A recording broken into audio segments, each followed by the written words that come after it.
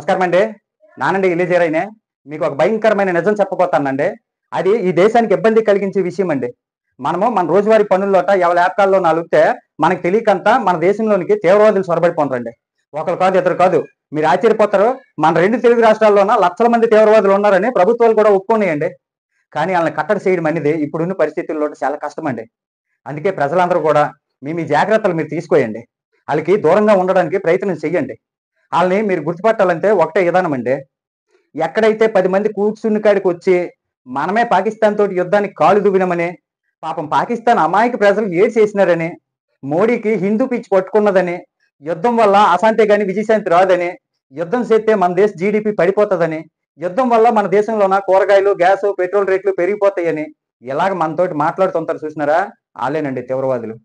మన దేశంలోనే ఉండి, మన రైతులు తిండే తీసుకొని, మన గవర్నమెంట్ ఇచ్చే పథకాలు మనకన్నా ముందే అందుకొని, మన దేశాన్ని, మన దేవుళ్ళనే తిడుతూ ఉండి ఎందరో సెక్యులరిజం పేరు పెట్టుకున్న తీవ్రవాదులు మన 2 తెలుగు రాష్ట్రాల్లోనే లక్షల మంది ఉన్నారండి. అలాటోళ్ళకి మన డిప్యూటీ సీఎం పవన్ కళ్యాణ్ గారైతే చిన్న వార్నింగు ఇచ్చినారు గానీ, సీఎం రేవంత్ గారు ఎక్కడ మాట్లాడారో లేదో మరి నాకైతే తెలీదు గానీ, ఎక్కడో పాకిస్తాన్ నుంచి మన దేశానికొచ్చి, మన మీద దాడి చేసే ఉగ్రవాదుల కన్నా 1000 రెట్లు ప్రమాదకారులు ఎవరైనా ఉన్నారు అంటే, అది ఈ లౌకికవాదం ముసుగులోన దేశం మీద, భారతీయ సనాతన ధర్మం మీద రోజు ఏదో ఒక రూపంలోన ఇసం కక్కి ఈ పరాన్న జీవులేనండి. అయితే ఇది నిన్నో, ఇవాళో జరగలేదండి. దశాబ్దాల కాలం నుంచి ఇదే తీరు జరుగుతున్నది. ఎవరు ఏటైనా అనుకోయండి. మోడీ గవర్నమెంట్ వచ్చిన తర్వాత ఒక్కొక్కడి అసలు రంగు మెల్లిమెల్లిగా బయటపడుతుంటే జనాలు నిజం గమనిస్తున్నారో అని అర్థమైపోయిన గుంటనక్కలో అదే విషము సామాన్య జనాల్లోన మత పిచ్చితోనో, లేకపోతే నేను మేధావిని ఎవరు గుర్తుపట్టడం లేదు అని బాధతోనే ఉండి నాలాగా చిన్న చిన్న వీడియోలు చేసుకొని, నోట్రోలు తీసుకునే వోళ్ళని చిన్న సెలబ్రిటీలు చేసేసి, ఈళ్ళ మాటలు ఆళ్ళ నోటితోటి చెప్పించడం మొదలెట్టినారండి. అప్పటి నుంచి అడ్డంగా వచ్చి సొమ్ములు చూసుకొని, వాక్ స్వాతంత్రం అడ్డు పెట్టుకొని, పైసాకు పనికిరాని పుల్లమ్మ, అనాకానికి కొరగాని ఎల్లప్పలో, అడిగినోడు లేడని అడ్డమైన మాటలు ఆడేసి సెలబ్రిటీలు అయిపోతాండ్రండి. ఓహో! ఆళ్ళు సెలబ్రిటీలు అయ్యారు. నువ్వు కాలేదనే కదా నీ బాధ ఏరయ్యా అనుకున్నోళ్ళు కూడా ఉంటారండి. దేశమంతా అపరమేధావులే కదా! కానీ నా బాధ అది కాదండి.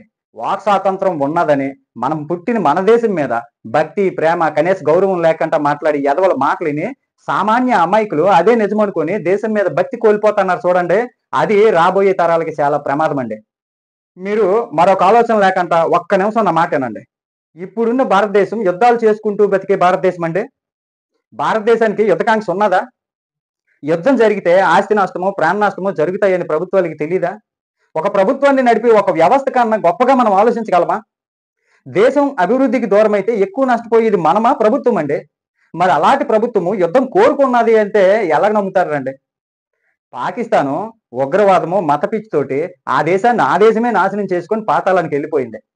పక్కింట్లోనున్న పిచ్చోడు ఆడిల్లు తగలెట్టుకొని అదే కొరకొంచి తీసుకొని నీ ఇంటి మీదకొస్తే లాగిపెట్టి 2 కొడతావా? లేకపోతే పోనీలే పిచ్చోడు అని తగలెట్టుకొని అని తలుపులు తీసి రమ్మంటావా? కొడతావు కదా! అదే కదా భారతదేశం చేసింది. ప్రతిసారి ఆ పాకిస్తాన్ ఉగ్రవాద కుక్కలు మన దేశం మీద దాడి చేయడము, ఎక్కడున్న పాకిస్తాన్ పెంపుడు కుక్కలు మద్దతు ఇవ్వడము, జరిగిన నష్టాన్ని వచ్చిన ప్రభుత్వాలు పూడ్చుకోవడము. మరి అప్పుడు మాత్రం దేశం అభివృద్ధికి ఆటంకం కాదేటండి? పాకిస్తాన్ అమాయక ప్రజలు అని ఆలోచించిన పనికిమాలిన ముండ్లకి, యాబ్రాస్ నా కొడుకులకి భారతదేశంలోన మొన్న చచ్చిపోయిన 26 మంది గాని, ముంబై దాడుల్లోనే చచ్చిపోయినోళ్ళు గాని, గోకుల్చాట్ దగ్గర చచ్చిపోయినోళ్ళు గాని, ఉగ్రవాదులతోని ప్రాణాలు పోయిన అమాయకులు ఎంతో మంది ఉన్నారు. ఆళ్ళందరూ అమాయకులు కాదా? పాకిస్తానోళ్ళే అమాయకులా? జనమా? అని అడుగుతానండి. చివరగా ఈ వీడియో చూస్తున్న అందరికీ నాదొక్కటే విన్నపమండి. మోడీ గవర్నమెంట్ రాకముందు అత్తోరింటికి వచ్చినట్టు వచ్చి బాంబులేసి వెళ్ళిపోయిన ఉగ్రవాదులు మోడీ ప్రభుత్వం వచ్చిన తర్వాత ఎందుకు ధైర్యం చేయలేకపోనారు? మోడీ రాకముందు ప్రపంచ దేశాలకు పెద్దగా పట్టింపే లేని భారతదేశము ఈ రోజు ప్రపంచం మారుమూల దేశాలకు కూడా నేస్తం ఎలగయ్యింది. మోడీ రాకమునుపు అభివృద్ధిలో ఎక్కడో ఉన్న దేశము ఈ రోజు 7వ స్థానంలో ఎందుకు నిలబడింది? కులాలకి, మతాలకి, పార్టీలకి అతీతంగా ఆలోచించండి. మీ పక్కన ఇందాక నేను చెప్పిన తీవ్రవాది కనుక ఉంటే చెప్పు తీసుకొని కొట్టండి.